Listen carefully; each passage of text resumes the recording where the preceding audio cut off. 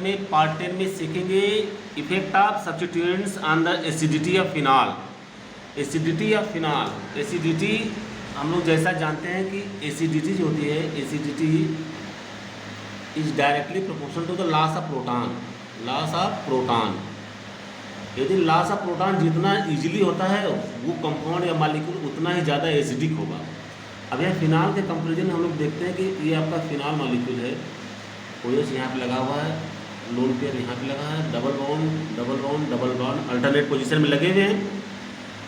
Phenol यदि proton loose करता है और क्या बनता है, फिनॉक्साइड आयन बनता है। क्या बनता है, फिनॉक्साइड आयन।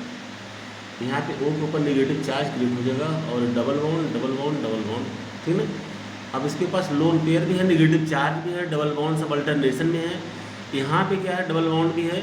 अब मैं इसकी रेजोनेटिव स्ट्रक्चर को बनाता हूँ तो क्या बनेगा, ये डबल बॉन्ड यहाँ पे डीलोकलाइज करेगा, ये double bond at the same time यहाँ पे ब्रेक करके नेगेटिव चार्ज क्रिएट करेगा। और अगला रेजोनेटिव स्ट्रक्चर हमको क्या मिलेगा, यहाँ पे डबल बॉन्ड OH हो जाएगा और ऑक्सीजन के ऊपर पॉजिटिव चार्ज, यहाँ पे नेगेटिव चार्ज का क्रिएशन हो जाएगा, ये double bond as it is रहेगा। इसको मैं अगला रेजोनेटिव स्ट्रक्चर बनाता हूँ तो ये डबल बॉन्ड यहाँ पे डीलोकलाइज करेगा, ये डबल बॉन्ड यहाँ पे ब्रेक हो जाएगा, नेगेटिव चार्ज यहाँ पे क्रिएट हो जाएगा। और अगला स्ट्रक्चर रेजोनेटिव हमको मिलेगा, यहाँ डबल बॉन्ड आपका OH हो जाएगा, इसके ऊपर पॉजिटिव चार्ज, यहाँ डबल बॉन्ड का क्रिएशन है, double bond as it is, यहाँ पे नेगेटिव चार्ज क्रिएट हो जाएगा। अगले स्ट्रक्चर में इस डबल बॉन्ड को मैं यहाँ पे नेगेटिव चार्ज को रोटेट कराता हूँ, डबल बॉन्ड का फॉर्मेशन होगा, ये डबल बॉन्ड आपका उसी समय यहाँ पे ब्रेक हो जाएगा। और अगला रेजोनेटिव स्ट्रक्चर हमको क्या मिलता है, यहाँ पे डबल बॉन्ड OH हो जाता है, इसके ऊपर पॉजिटिव चार्ज होता है, यहाँ पे नेगेटिव चार्ज का क्रिएशन, ये डबल बॉन्ड और ये डबल बॉन्ड। और अगले स्ट्रक्चर में हम लोग क्या देखते हैं, ये नेगेटिव चार्ज को यहाँ पे डीलोकलाइज करते हैं, एट द सेम टाइम ये बॉन्ड आपका यहाँ पे ब्रेक कर जाता है। और अगला रेजोनेटिव स्ट्रक्चर हमको मिलता है, यहाँ पे सिंगल बॉन्ड OH हो जाएगा, यहाँ पे लोन पेयर हो जाएगा, एज इट इज रहेगा, यहाँ पे डबल बॉन्ड और डबल बॉन्ड। इस पूरे रेजोनेटिव स्ट्रक्चर में हम लोग क्या देखते हैं, स्ट्रक्चर सपोज करिए 1 है, ये आपका 2 है, ये आपका 3 है, ये 4th है एंड ये 5th है।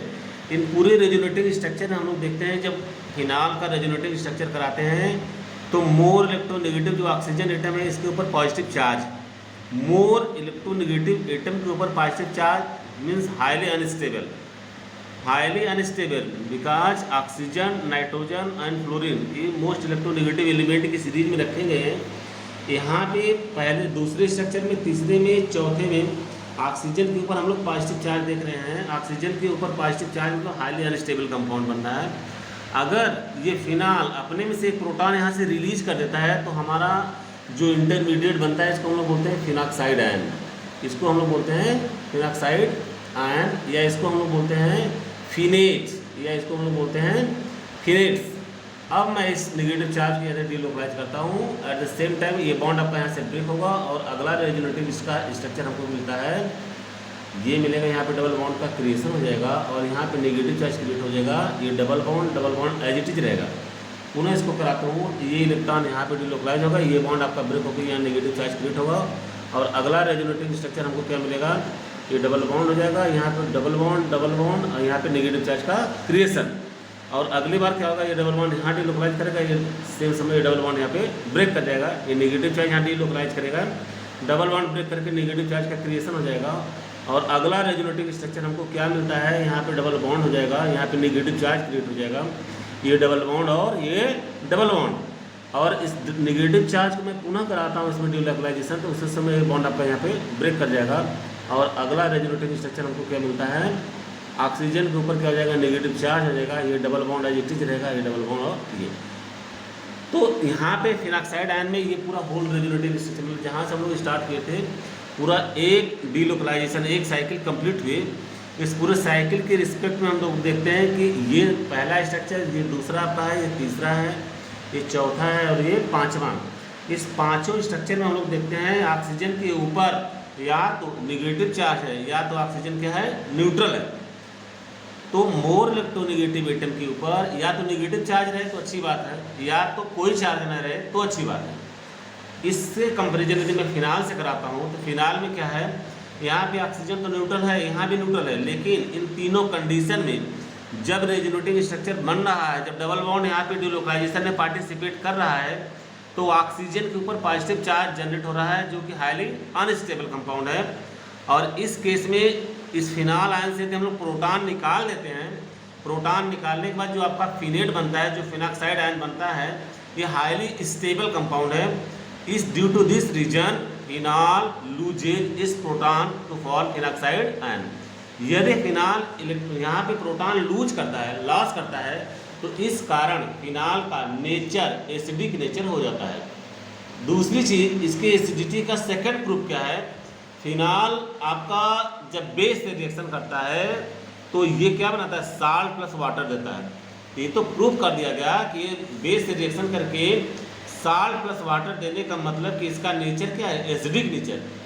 सेकंड क्या चीज़ है, जब ये ब्लू लिटमस पेपर को रेड लिटमस पेपर में चेंज कर देता है। और एक तीसरी क्वालिटी है जिससे प्रूफ होता है कि फिनाल आपका एसिडिक नेचर है। अब यहाँ पे जो फिनाल का जो नेचर है हम लोग कैलकुलेट करेंगे। तो फिनाल का जो नेचर है, फिनाल पे जो नेचर है, इस नेचर को हम लोग कैसे डिटरमाइन करेंगे। अगर इसके ऊपर कोई अदर सब्स्टिट्यूएंट इस पर अटैच हो जाता है तो अदर सब्स्टिट्यूएंट में आपका सब्स्टिट्यूएंट्स में जो होता है आपके दो नेचर के ग्रुप हो सकते हैं, या तो इलेक्ट्रॉन विड्रॉइंग ग्रुप होगा या तो इलेक्ट्रॉन डोनेटिंग ग्रुप होगा। Donating group, electron donating group होगा या तो इलेक्ट्रॉन विड्रॉइंग ग्रुप होगा। इलेक्ट्रॉन विड्रॉइंग ग्रुप को हम लोग बोलते हैं minus I effect. I means क्या होता है, इंडक्टिव इफेक्ट, प्रीवियस क्लास में लोग पढ़ चुके हैं। इलेक्ट्रॉन डोनेटिंग मीन्स क्या होता है, प्लस आई इफेक्ट, मतलब ऐसा ग्रुप जो इलेक्ट्रॉन डोनेट करने वाले ग्रुप हो, जो इलेक्ट्रॉन डोनेट करने वाले ग्रुप हो। और माइनस आई इफेक्ट जो इलेक्ट्रॉन एक्सेप्ट करने वाले ग्रुप है, इलेक्ट्रॉन एक्सेप्टर। अब यहाँ पे हम लोग देखेंगे effect of substituent on the acidity of the phenol. यदि इलेक्ट्रॉन विड्रॉइंग ग्रुप कोई लग जाता है, सपोज करो यहाँ पे मैंने इलेक्ट्रॉन विड्रॉइंग ग्रुप लगाया है। इलेक्ट्रॉन विड्रॉइंग ग्रुप के लगने से क्या करेगा, ये इलेक्ट्रॉन यहाँ से खींचेगा, पुल करेगा और यहाँ से पूरी तरह से सीरीज यहाँ तक प्रभावित होगी। अब यहाँ तक प्रभावित होने का मतलब ये लोन पेयर इलेक्ट्रॉन यहाँ पे पार्टिसिपेट करेगा और ये बॉन्ड आपका कमजोर होगा। ये बॉन्ड कमजोर होने का मतलब यहाँ से प्रोटॉन आपका इजिली लूज हो जाएगा। कब, जब इस ग्रुप से हम इलेक्ट्रॉन विड्रॉइंग ग्रुप अटैच कर रहे हैं तब यहाँ से प्रोटॉन आपका इजिली लूज हो रहा है। तो इलेक्ट्रॉन विड्रॉइंग ग्रुप के लगाने से फिनाल की एसिडिटी बढ़ जाती है, इंक्रीज कर जाती है। सेकेंड केस हम लोग देखते हैं, अगर इसी फिनाल में यदि मैं इलेक्ट्रॉन डोनेटिंग ग्रुप लगाता हूँ, इलेक्ट्रॉन डोनेटिंग ग्रुप लगाता हूँ, इलेक्ट्रॉन डेंसिटी यहाँ पे इंक्रीज करेगा और इंक्रीज करते करते असर तो आपको यहाँ तक दिखेगा। जब यहाँ तक इलेक्ट्रॉन रिच हो जाएगा, इलेक्ट्रॉन रिच होगा तो इसको प्रोटॉन तोड़ने की यहाँ जरूरत नहीं पड़ेगी और यहाँ से लॉस ऑफ प्रोटॉन क्या हो जाएगा, डिफिकल्ट हो जाएगा। यहाँ से लॉस ऑफ प्रोटॉन आपका डिफिकल्ट होगा और लॉस ऑफ प्रोटॉन जब डिफिकल्ट हुआ तो एसिडिटी पे प्रभाव पड़ेगा और एसिडिटी आपकी घट जाएगी। किसी भी मॉलिक्यूल या कंपाउंड में प्रोटॉन जितना इजीली लूज होगा उस कंपाउंड या मॉलिक्यूल की एसिडिटी उतना ही ज़्यादा होगी। अगर प्रोटॉन यहाँ से डिफिकल्टी से रिलीज होता है तो एसिडिटी इसकी क्या हो जाएगी, लेस हो जाएगी, कम हो जाएगी, डिक्रीज कर जाएगी। तो यहाँ पे हम लोग देखते हैं पार्ट 10 में जो एसिडिटी का जो नेचर है, effect of substituent on the acidity of phenol. Electron withdrawing group, यदि electron withdrawing group means electron जो अपनी तरफ अट्रैक्ट करते हैं, जो विड्रॉ करते हैं, वो NO2 ग्रुप है, साइनाइड ग्रुप है, X ग्रुप है, इनको इलेक्ट्रॉन विड्रॉइंग ग्रुप बोलते हैं। Which stabilises the phenoxide ion, which stabilises the phenoxide ion by dispersing the negative charge related to phenol, increasing the acidic strength of the phenol. यहाँ पे हम लोगों ने देखा अभी कि जो नेगेटिव चार्ज जो आपका फिनॉक्साइड आयन में या फिनेट आयन में बना हुआ है, ये पूरे मॉलिक्यूल को, होल कंपाउंड को आपको स्टेबलाइज कर रहा है। स्टेबलाइज क्यों कर रहा है, यहाँ पे जब ऑक्सीजन जो यहाँ पार्टिसिपेट कर रहा है नेगेटिव चार्ज, तो पूरे मॉलिक्यूल में हम लोग देखते हैं पूरे रेजोनेटिंग स्ट्रक्चर में ऑक्सीजन के ऊपर कहीं भी प्लस चार्ज आपका जनरेट नहीं हुआ। तो इलेक्ट्रॉन विड्रॉइंग ग्रुप के प्रेजेंस के कारण आपके फिनाल की एसिडिटी इंक्रीज कर जाती है। अब यदि मैं इलेक्ट्रॉन डोनेटिंग ग्रुप लगाता हूँ, जो इलेक्ट्रॉन दान करने वाले ग्रुप है, इलेक्ट्रॉन दाता ग्रुप जो है, जैसे अमीन ग्रुप हो गया, OH ग्रुप हो गया, OR ग्रुप हो गया, R ग्रुप होगा, R में alkyl group, methyl, ethyl, propyl, butyl कुछ भी हो सकता है। Which destabilises the phenoxide ion so decreases the acidic strength of the phenol. तो यहाँ पे फिनॉक्साइड आयन के ऊपर, ऑक्सीजन के ऊपर ऑलरेडी नेगेटिव चार्ज है, उसके पास इलेक्ट्रॉन यदि आप और पहुंचाते हैं तब भी स्टेबिलिटी आपकी घट जाती है। अब कंपेरिजन हम लोग करेंगे, comparison of the acidic strength बहुत ही इंपॉर्टेंट है, आपसे बार बार पेपर में पूछा जाता है। यहाँ पे एग्जाम्पल जो लिया गया क्रिसाल का लिया गया है। क्रिसाल आपका कॉमन नेम जिसको हम लोग बोलते हैं मिथाइल फिनाल। क्रिसाल को हम लोग मिथाइल फिनाल बोलते हैं। मिथाइल फिनाल में क्या होगा, फिनाल के ऊपर जो OH ग्रुप लगा हुआ है, फिनाल के ऊपर यदि OH ग्रुप लगा है इसको हम लोग बोलते हैं फिनाल। अगर यहाँ पे मेथिल ग्रुप लग गया इसको आर्थो मिथाइल क्रिसाल या आर्थो क्रिसाल ओ क्रिसाल बोलेंगे।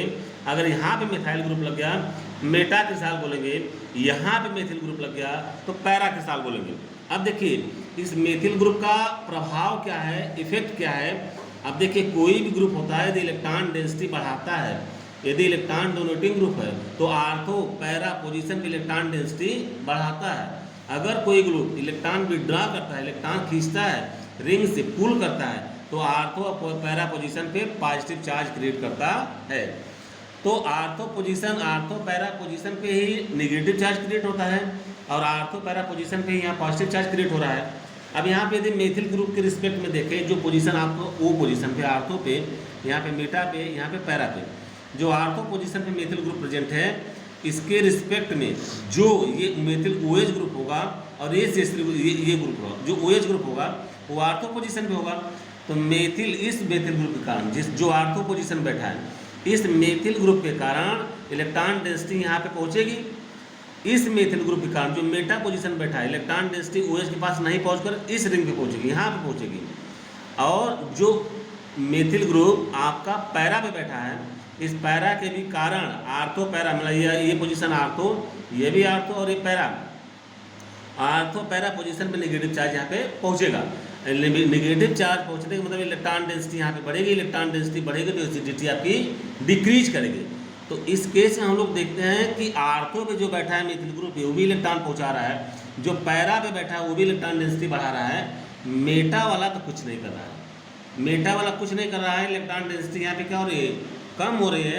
इलेक्ट्रॉन डेंसिटी कम हो रही है तो लॉस ऑफ प्रोटॉन इजीली होगा, लॉस ऑफ प्रोटॉन इजीली होगा तो एसिडिटी आपकी इंक्रीज कर जाएगी। सो मेटा वाला जो पोजीशन होगा, जो मेटा फिनाल के बाद, क्योंकि methyl group electron donating group होते हैं प्लस आई इफेक्ट शो करते हैं, तो फिनाल के बाद किसका नंबर आएगा, मेटा क्रिसाल। फिनाल सबसे ज़्यादा एसिडिक होगा, then meta cresol, then para cresol, then ortho cresol. यहाँ पे इसका pKa 9.98 है, इसका pKa 10.08 है, इसका pKa 10.14 है, इसका pKa 10.28 है। अब हम लोग देखेंगे मेथॉक्सी ग्रुप।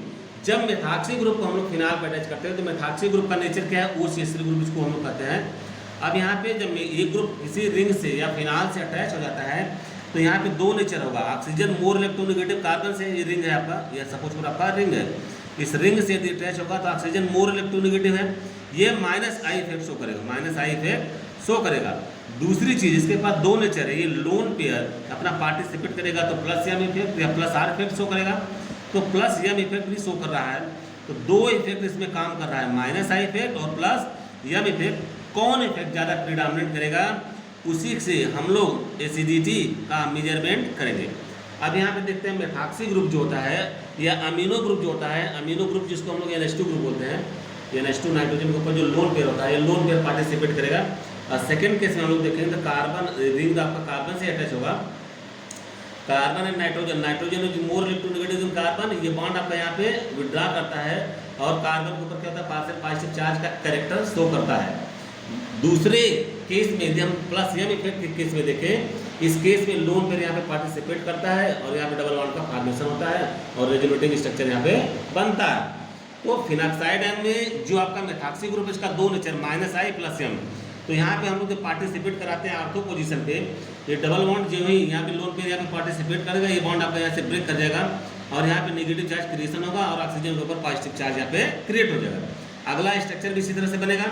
अगर हम इसको पैरा पे लगाते हैं तो पोजीशन क्या देखते हैं, ये लोन पेयर यहाँ पे पार्टिसिपेट करके डबल बॉन्ड का फॉर्मेशन करेगा और यहाँ पे नेगेटिव इलेक्ट्रॉन डेंसिटी इंक्रीज करेगा, यहाँ पे पॉजिटिव चार्ज। अगर मैं मेटा पे रखता हूँ तो मेटा पोजीशन पे भी क्या इलेक्ट्रॉन, ये लोन पेयर यहाँ पे पार्टिसिपेट करेगा, ये बॉन्ड यहाँ पे ब्रेक करेगा, नेगेटिव चार्ज क्रिएशन यहाँ होगा और ऑक्सीजन के ऊपर पॉजिटिव चार्ज। तो इस तरह से हम लोग आर्थो पैरा और मेटा तीनों के पोजीशन हम लोग देखते हैं कि मेथॉक्सी ग्रुप के प्रेजेंट होने से क्या क्या कंडीशन होती है।